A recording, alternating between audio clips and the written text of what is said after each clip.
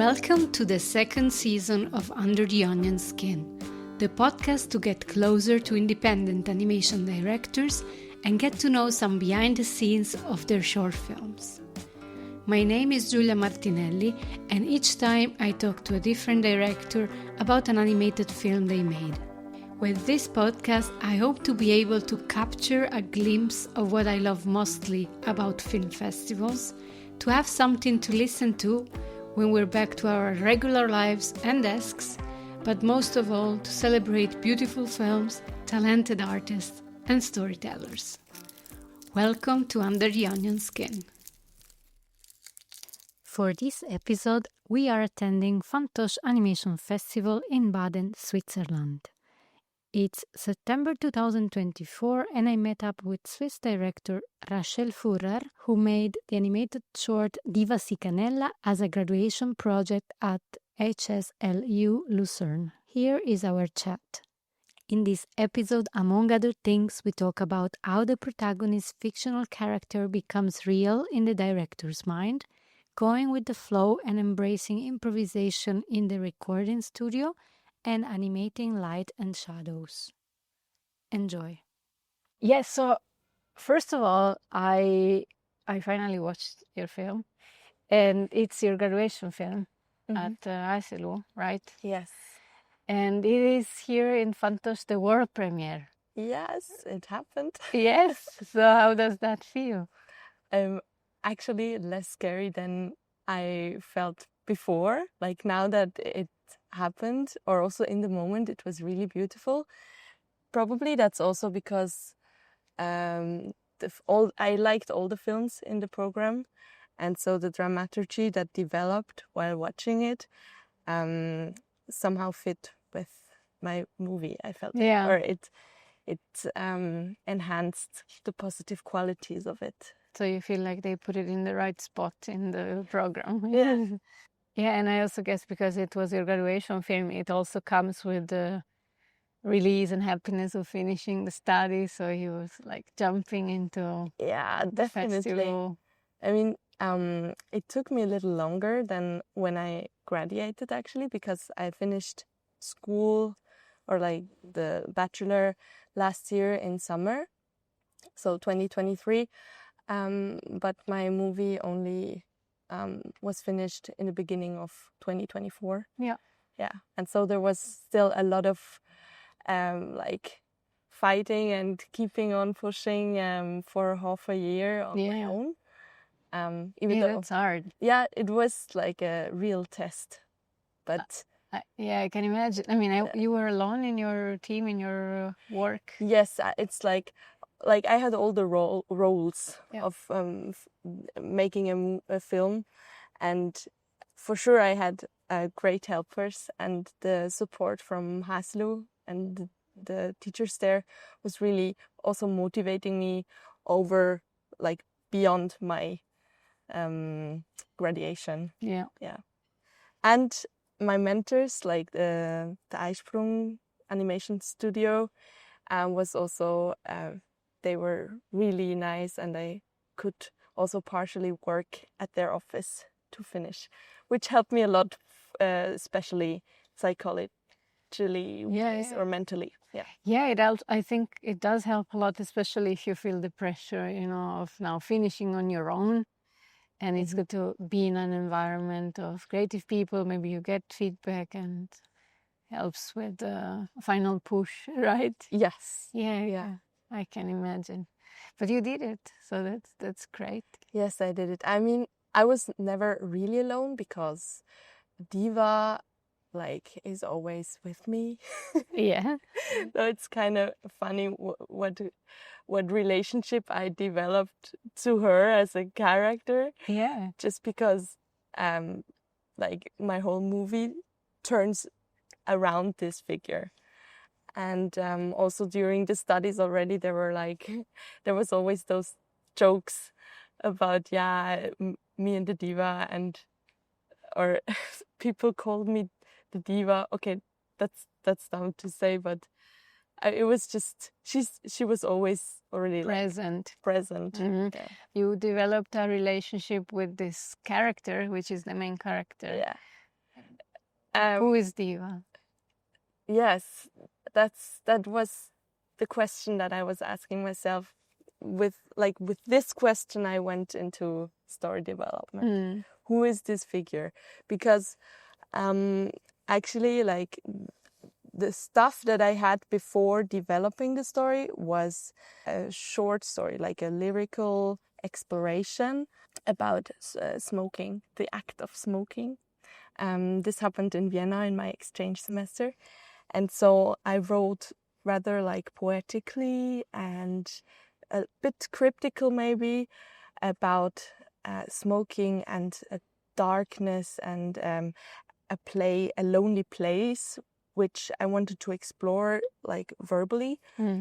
And somehow in this scenery, a character came to arise, and it turns out it was Diva. And that happened already in Vienna? That already happened in Vienna, like 2022.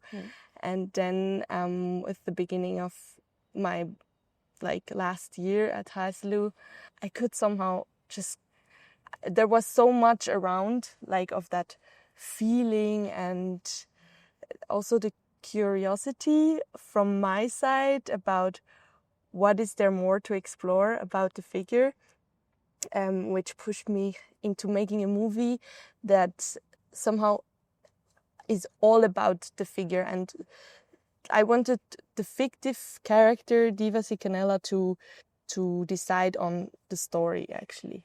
So it was like it felt like I was visiting her. And actually in the story that I wrote in Vienna, she came visiting me, even though I didn't want it. And I just described like me hiding from her and just observing what she's doing there, like strange things, like with her finger going into the cake and doing surreal kind of stuff.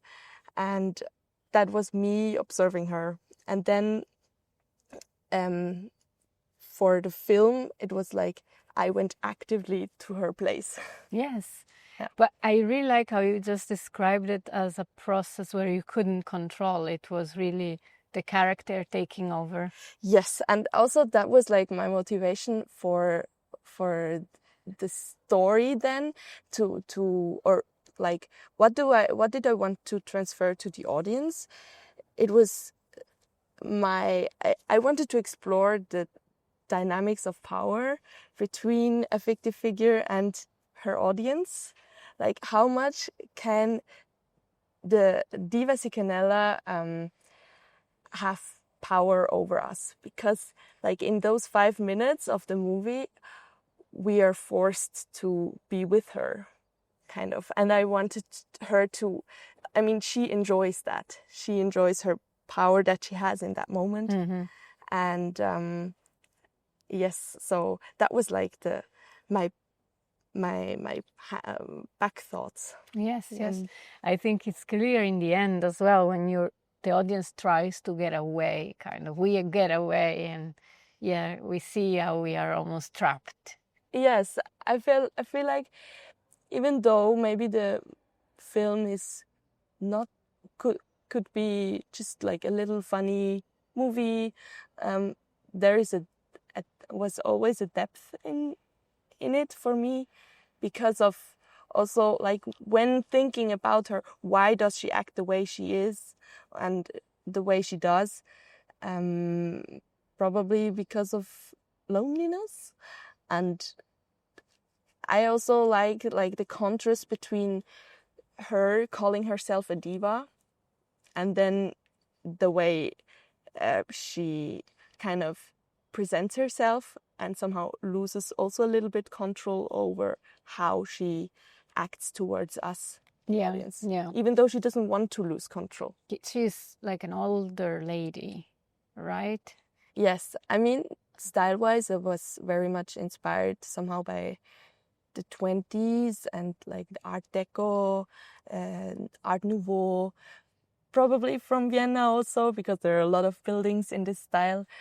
And also her like facial features. I was really orienting myself at pictures from the divas from back then, like those very dramatic eyebrows, you know, those thin lines and stuff. And I tried to enhance that with developing her character design.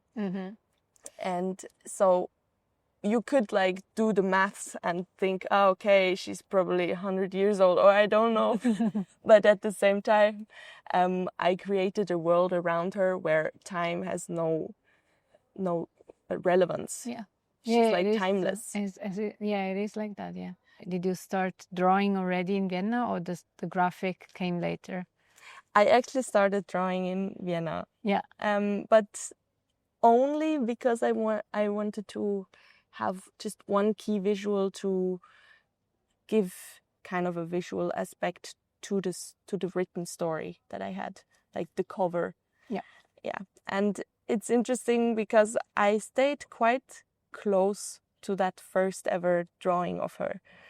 It was just the general style of the movie that still had to be developed and was even more reduced than the sketch that I did. Yeah.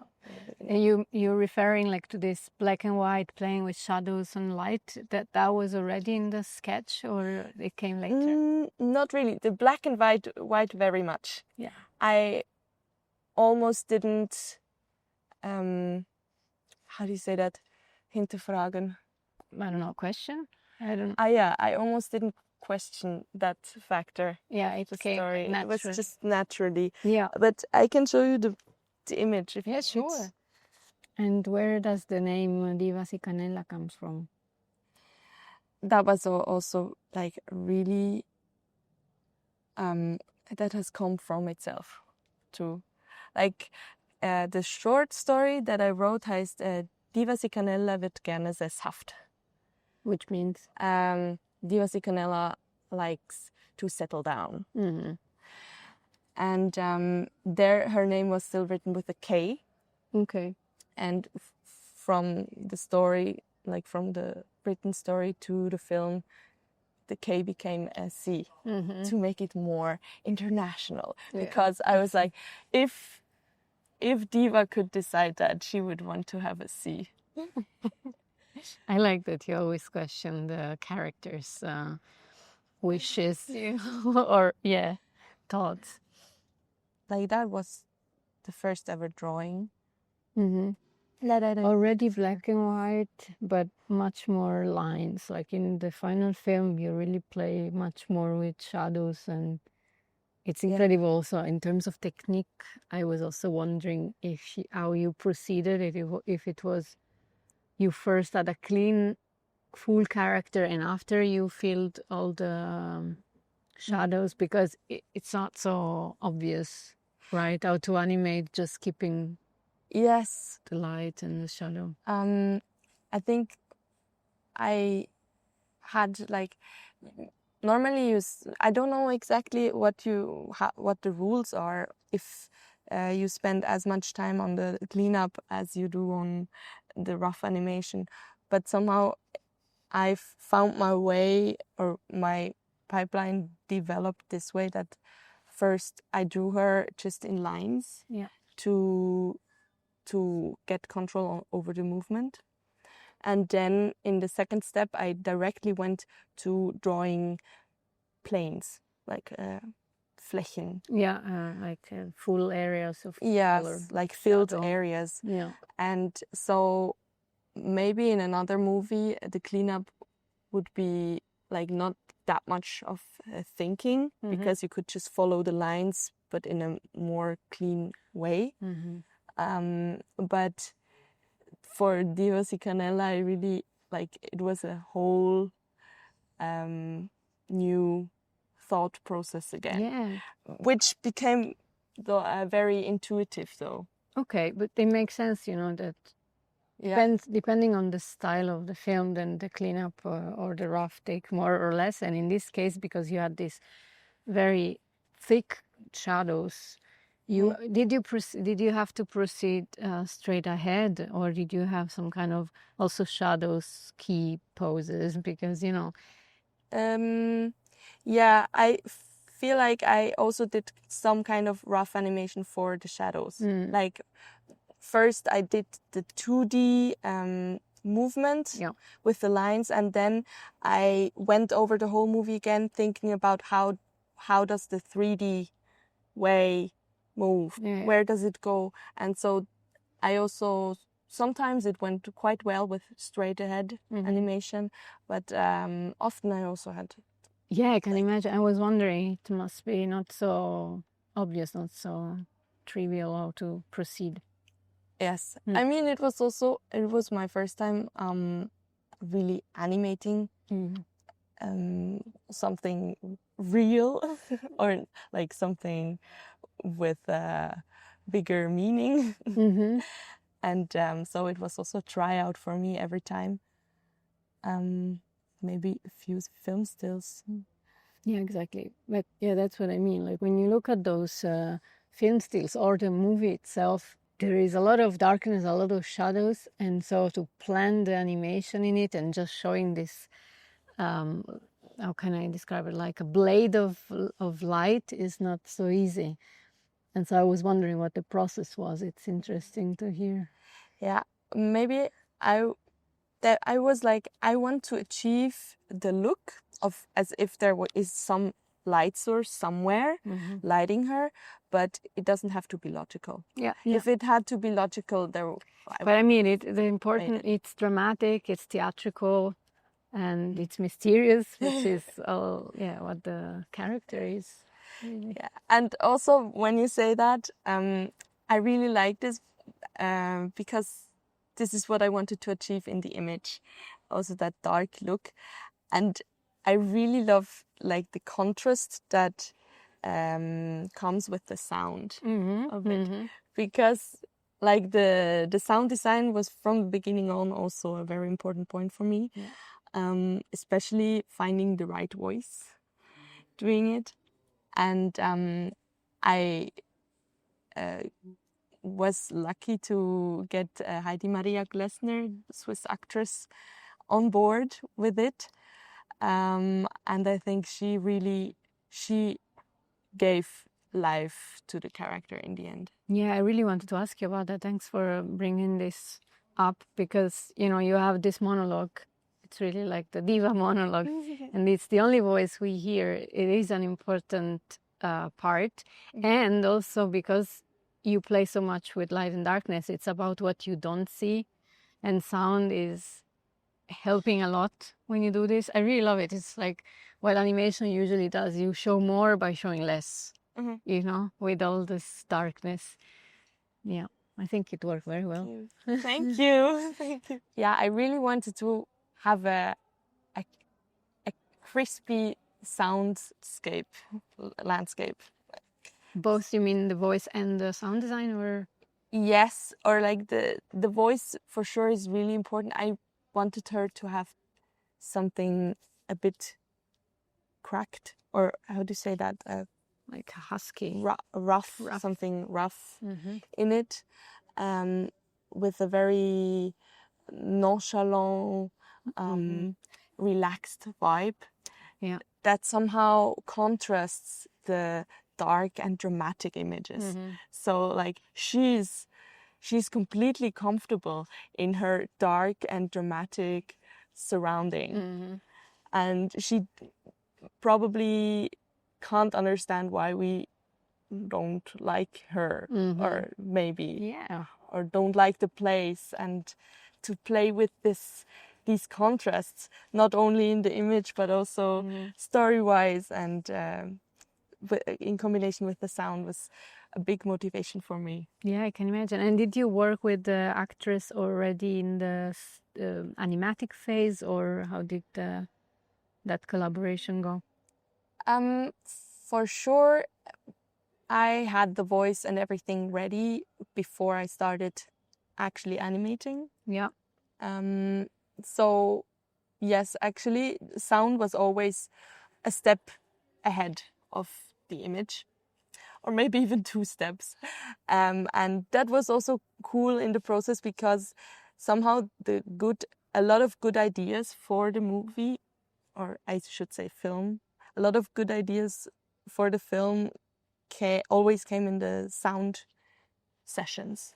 I wanted to ask that if that influenced a little bit the sound recording, the meeting the actress, if that influenced somehow the story or the animation. Very much, yes. I the think rhythm.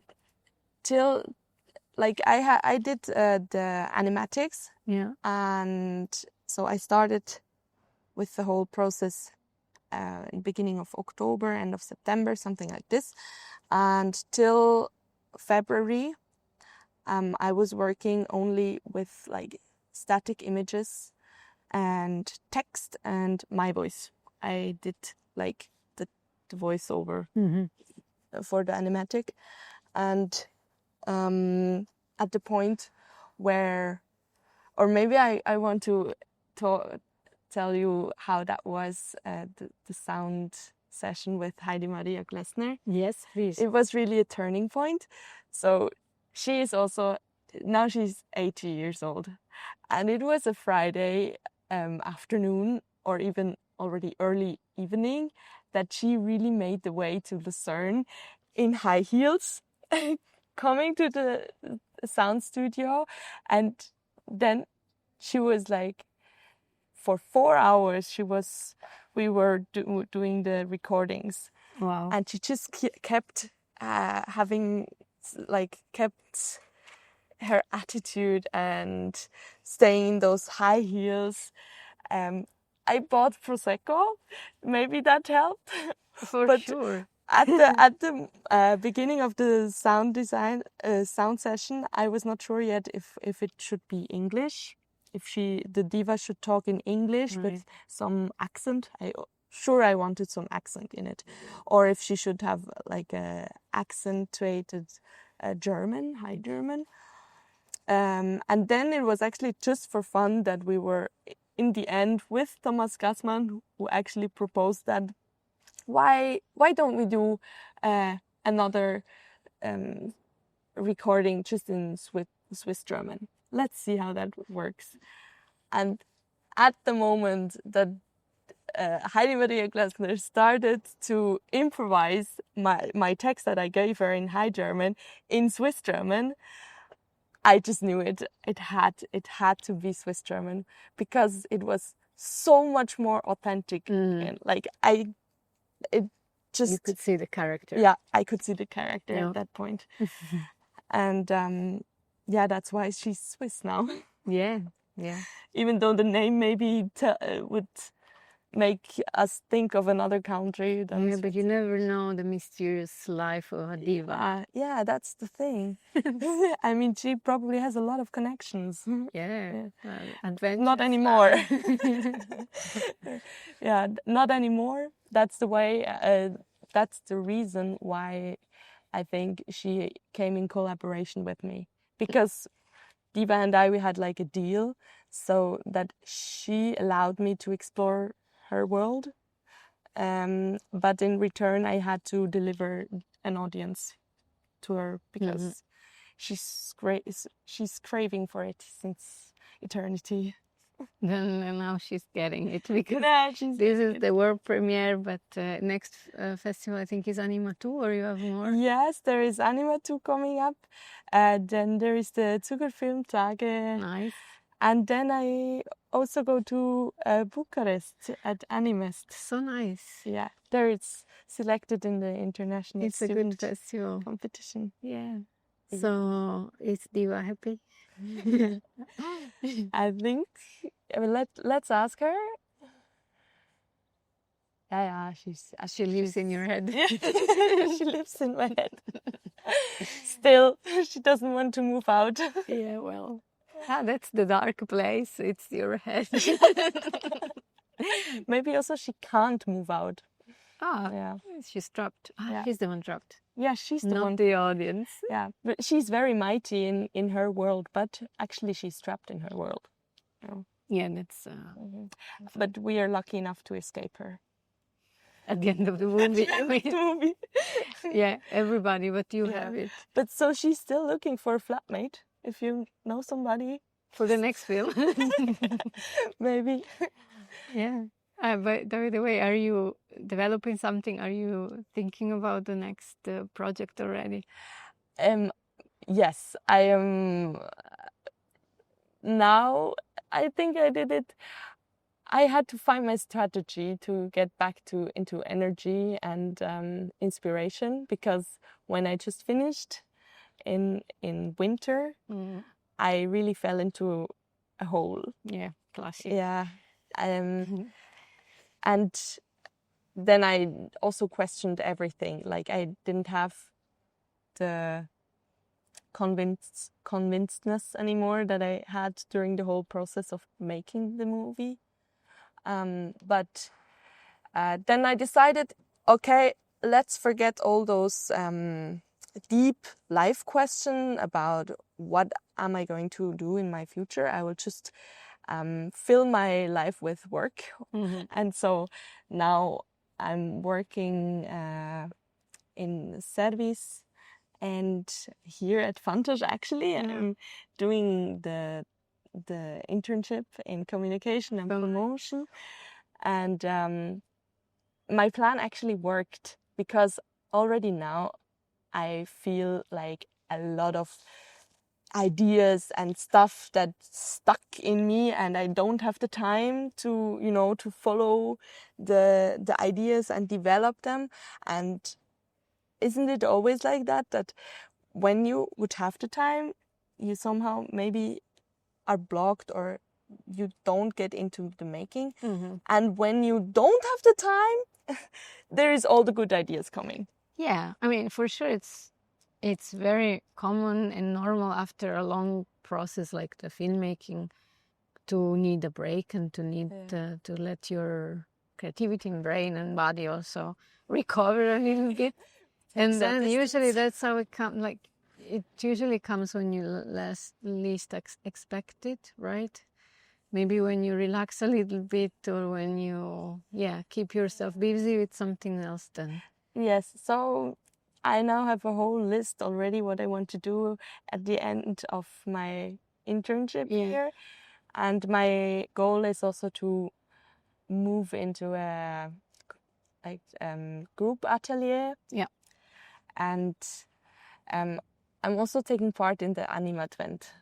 That's very as nice. a first little challenge. Yeah, which is, for those who don't know, like a Swiss animation initiative where every day of the Advent calendar, one animation is revealed. Yes, I think the concept is so cool. Yeah, it's a very nice community project, right? Yes, really. Yeah. So I'm looking forward to that. That's nice. And I hope that this will bring me back into the creative flow. Definitely, yes. Do you think Diva likes onions? I don't know if she cooks, because probably she has, She does. She really does. It was even in the concept art once that she would cut an onion. No way. Yeah. Then it's perfect for the podcast. Tell me more. Is she crying when she cut an onion? Is she? She wouldn't. I think she wouldn't. No, because that would make her emotions from deep down coming up, and she doesn't want that. She's really good in wie sagt man das? Verdrängen. In denying stuff. Okay, or like concealing, like hiding. Yeah, and living her best life without thinking about the dark parts. But I like that you were planning to have an onion in the film, like a cutting onion in the film. It's perfect to finish the episode. Yeah, I mean, we didn't visit her kitchen finally, but if we had visited her kitchen, there would have been an onion, sure. That's good. Thank you very much. Thank you very much. It was a pleasure to meet you and Diva. How did you like Diva and the chat with Rachelle? Check the links I left in the show notes to see more about this film and its director. There are a couple more recordings left from Fantosch Festival which are going to come up next. Then I will be looking forward to the next opportunity to attend an animation festival to collect more background noises and inspiring chats. I'm at the moment waiting for my own film funds, so if everything goes according to plan, I will be animating later this year and finally able to go on an animation festival tour again. Until then, please bear with me and catch up with older episodes. Thank you for listening and check my work also on YouTube and my website. Apart from this little podcast, which is a personal project, I am making animation for clients, and for myself, I'm working on a picture book and teaching on Skillshare. So this was Under the Onion Skin. Thank you for staying until the end, and until next time with another director and a new animated short.